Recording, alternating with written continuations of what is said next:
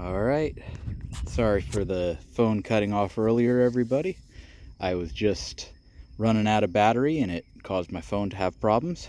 But here we are, moving on to my nut orchard, which is further north. We've got a bunch of potatoes growing around the base of this cold hardy pecan tree. Not pecan, almond.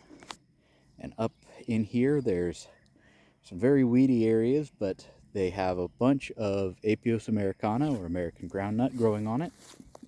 These are some unnamed but improved cultivar from the LSU program.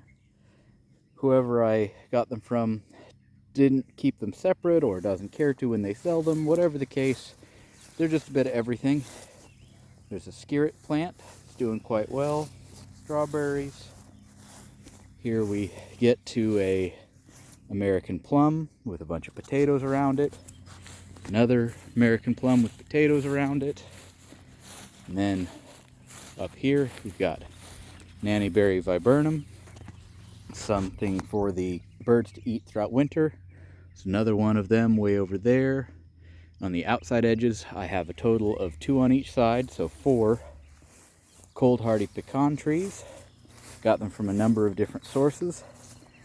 None of them are breaking dormancy, despite the fact that they're from different sources, which makes me wonder if maybe they just really don't like to be transplanted. A lot of hickories, which are close relatives, don't like it either. So, yet no breaking dormancy yet.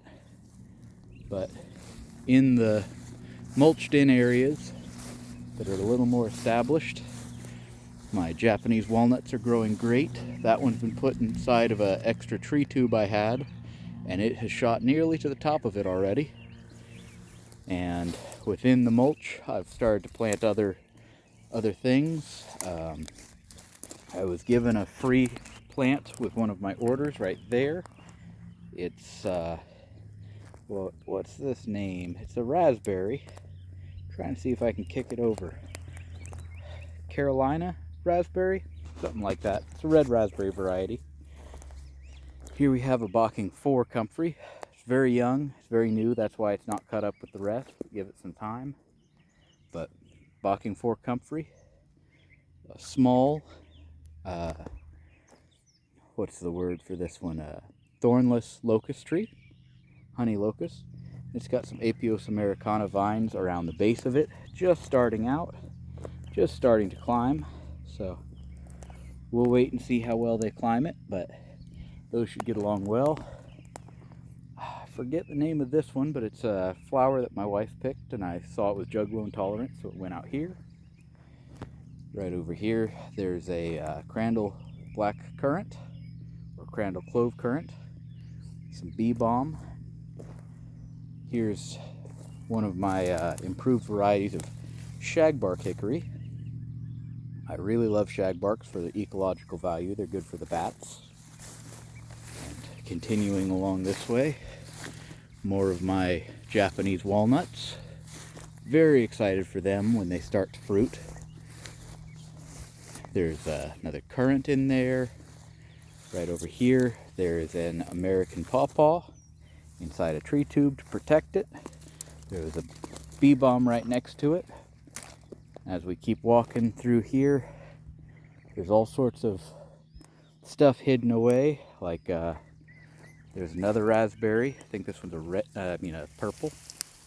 And then in here, that's a shagbark hickory that I was confident was dead, but now it's got a little bud on it, so I'm happy to let it try. I'd love to have more of them.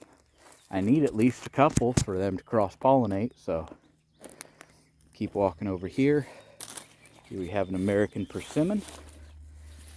Started out like way smaller than this, but the fact that it's reached the tree tube is a great start. And I'm gonna just pull up a couple of these leaves so they can get a little bit more sunshine on them. Yep. Let it start saving up energy so that it can make another big push. But I think that's a proc is the name of it. It's a self-fertile American persimmon. It's the only one I have right now, so that means that it will produce seedless fruit. There's a daylily behind that. Heading up over here, another Japanese walnut, Another Japanese walnut over there. Here, I had given up on it, but we have yet another shagbark hickory that I thought was dead. It's barely leafing out, but it is alive, so I'm happy to give it a chance. And then here, we're reaching the end of my walnuts. This is a bartnut, part Japanese walnut, part butternut or American white walnut. It's filling out that tree tube nicely. I planted 2 of them because they can also pollinate my my Japanese walnuts. But this one seemed pretty well dead on arrival. Not a lot of sign of life in there, but I'm going to keep taking care of it and give it time. And then above it, we're getting back into American plums. This one was quite big and bushy like its neighbor that we're going to show you next, but clearly the deer came in and demolished that foliage. It's kind of why they're here. I want to let the deer hit them on either side before they hit the walnuts. It's another American plum. The other one was this size, but you can see a lot got eaten. American plums are small fruit, but they're quite good, have a lot of ecological value. There's a little bitty hackberry I planted that's been nibbled down, but it's still alive. And from here on back, it's all chestnuts. 2 acres of them. Little bitty ones and big ones. But, yep. I'll drift that direction. There's the first. And all the way back, even behind that tree, or those trees, all the way across. So there's my chestnut orchard. I don't think you guys want me to walk through a full 2 acres of chestnut monocrop right now.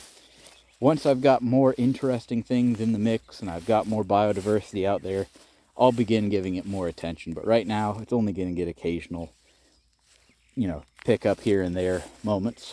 But hopefully everyone enjoyed this, enjoyed the walk. Another thornless honey locust. This is all fresh growth because it got chewed down pretty bad this winter. Anyhow, hopefully it was a great video. Hopefully you guys learned something. Thank you very much for watching, and I'll see you on the next one. Goodbye.